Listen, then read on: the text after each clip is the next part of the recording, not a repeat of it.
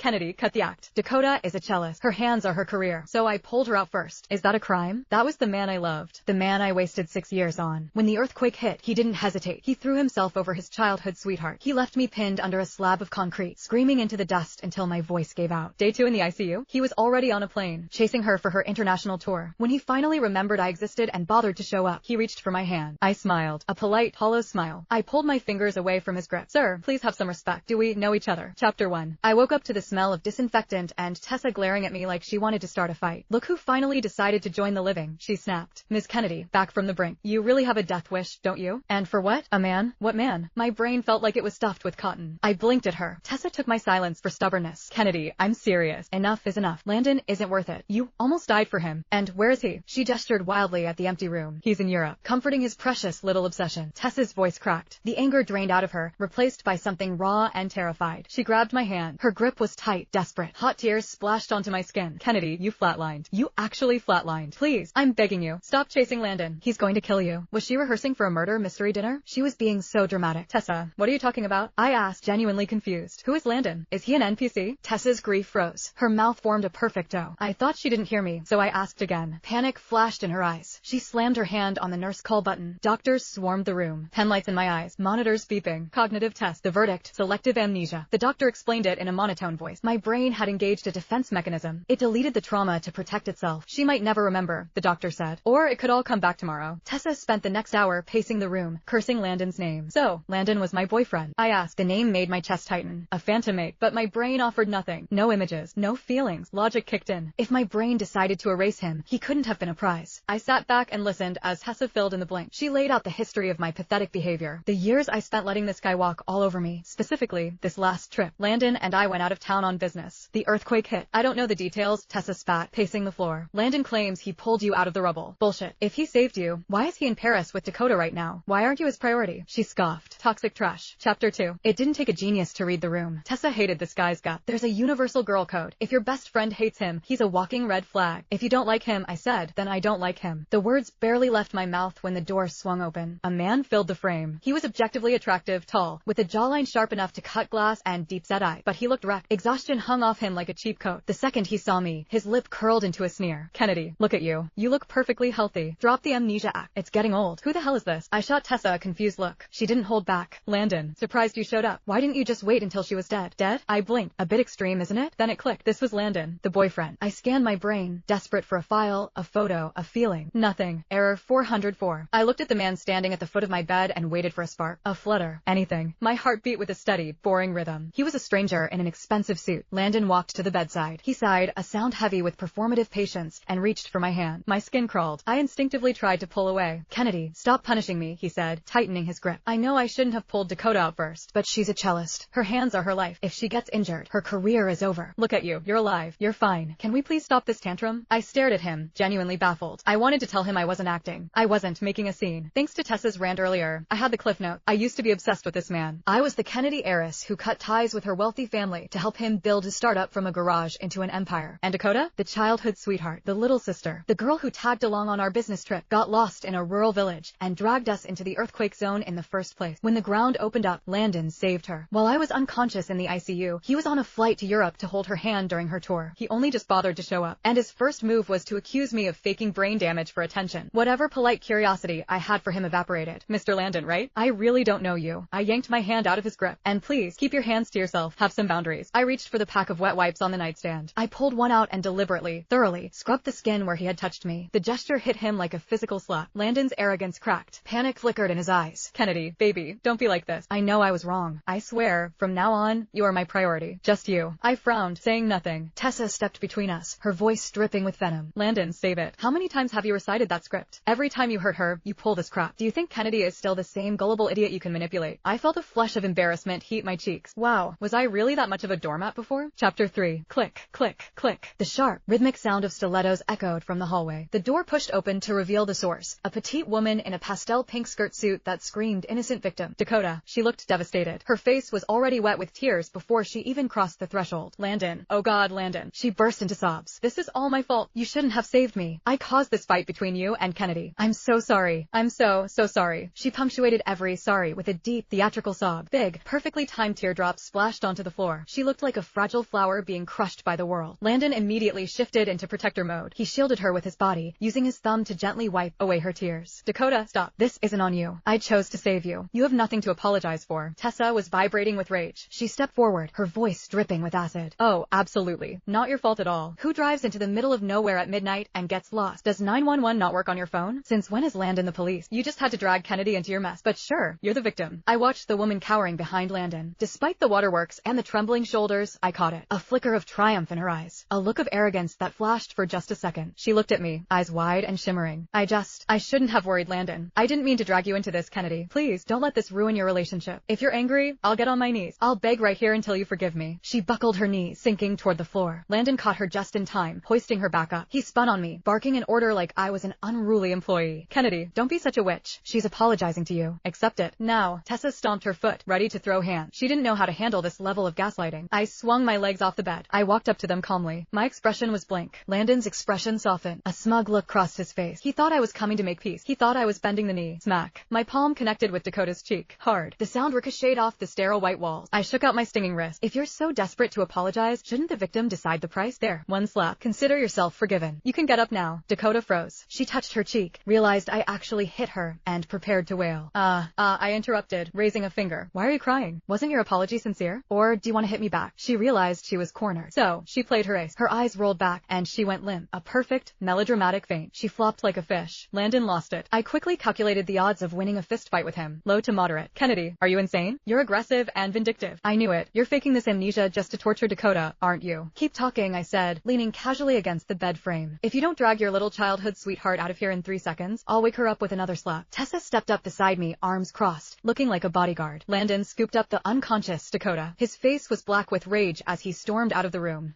Chapter 4. Once Landon stormed out, Tessa went into full detective mode. She grilled me. Rapid-fire questions. Who was your third-grade teacher? Mrs. Gable. The receptionist at the firm? Betty. The one with the loud chewing. She kept going. I remembered everyone. I remembered the startup Landon and I built from a garage into a high-rise. I remembered every contract, every late night, every IPO detail. My brain had performed a surgical extraction. It cut out exactly one tumor, Landon. For the next few days, the tumor didn't visit. But my phone buzzed incessantly. Text from an unsaved number. Unsaved number. I'm letting it slide this time. But you need to apologize to Dakota. Unsaved number. She's a public figure. A cellist. If you had scratched her face, the PR nightmare would be on you. You're lucky she's forgiving. Unsaved number. Just do it for me. Drop the amnesia act. It's childish. Do you hear me? The audacity was almost impressive. Where did he get this confidence? Did he think he was the last man on earth? I didn't bother replying. Block contact. Boredom is a dangerous thing in a hospital bed. I opened TikTok and searched Dakota. The algorithm fed me vomit-inducing content immediately. Hashtag Landon and Dakota. Hashtag Cello Princess. Hashtag Soulmates. Hashtag Intellectual Couple Goals. I scrolled. It was a shrine to their friendship. Then, masochism kicked in. I searched Kennedy and Landon. Complete dumpster fire. Grainy paparazzi photos. Headlines like, heiress Kennedy clings to CEO, or is Kennedy ruining the Landon Dakota vibe? The comment section was a war zone. She's so toxic. Pick me girl energy. Let him be with his soulmate. I clicked on the profiles. No followers. Default profile pic. Bot. Paid trolls. I stared at the screen. I was the actual girlfriend. Yet he was out there letting the internet paint me as the villain while he played house with his little sister. Trash. Absolute trash. On the day of my discharge, Tessa gripped my shoulders like a coach before the Super Bowl. Listen to me. Do not get soft. You forgot him for a reason. Dump the dead weight. I will find you 10 upgrades by tonight. I saluted her. I captain. My requirements, 6'2", 6-pack abs, and barely legal. I took a cab to the penthouse I apparently lived in. My fingers moved automatically on the keypad. Beep, click. I pushed the door open and froze. I checked the number on the door. No, this was my place. So why were they playing Happy Family in my kitchen? Landon was wearing an apron. My apron. He was stirring something on the stove. Dakota was hovering right next to him, her body pressed against his arm, giggling at something in the pan. If I hadn't entered the code myself, I would have thought I broke into a stranger's house. Landon heard the door click. He spun around. Dakota jumped back as if she'd been burned. She smoothed her hair, feigning panic. Kennedy, you're back early. She glanced at Landon, then back at me, cheeks flushed. Don't get the wrong idea. Landon was just teaching me how to make risotto. We weren't doing anything. The air in the room was thick with guilt. It smelled like expensive cologne and lies. Landon frowned at her clumsy explanation, but didn't correct her. If they weren't sleeping together, I'd eat my Louboutin. Technically, this was the part where I should scream. I should throw a vase. I should cry. My boyfriend was playing house with another woman in our shared home, but I checked my pulse. Steady, calm. My chest felt hollow. No pain, no jealousy, just a mild annoyance, like finding a fly in my soup. They looked so comfortable, so practiced. This wasn't the first cooking lesson. Oh, relax, I said, dropping my keys on the console table. The metal clattered loudly in the silence. I'm just here to pack my bags. Don't let the risotto burn. Chapter 5. It took me less than 20 minutes to pack. That was the pathetic reality check. I looked around the penthouse, and it was 80% Landon. His bespoke suits took up the walk-in closet. His awards lined the shelves. His expensive hobbies cluttered the living room. My entire life fit into a single Rimowa carry-on. I didn't hear him approach. He moved like a ghost. One second, I was zipping the suitcase. The next, a shadow loomed over me. I jumped, my heart hammering against my ribs. Landon stood there, staring. His eyes were dark, tracking my every move. As I tried to brush past him, his hand shot out. He gripped my arm, hard. Kennedy, are you done with this show yet? He yanked me closer, invading my personal space. Dakota was right. If you really had amnesia, how did you remember the door code? How did you know to come here? He didn't wait for an answer. He just pivoted to his favorite topic, justifying his sins. You know the situation. I didn't abandon you on purpose. Dakota has played the cello since she was 4. If her hands were crushed, if her career ended because of me, I couldn't live with that guilt. I looked at him, and the absurdity hit me like a physical blow. I almost died. She almost lost a gig. Priorities, right? Mr. Landon, I said, my voice ice cold. Whether I have amnesia or not is irrelevant. There is a universal rule. You ghost me for 3 days. We're done. You ghosted me to tour Europe with another woman. I pried his fingers off my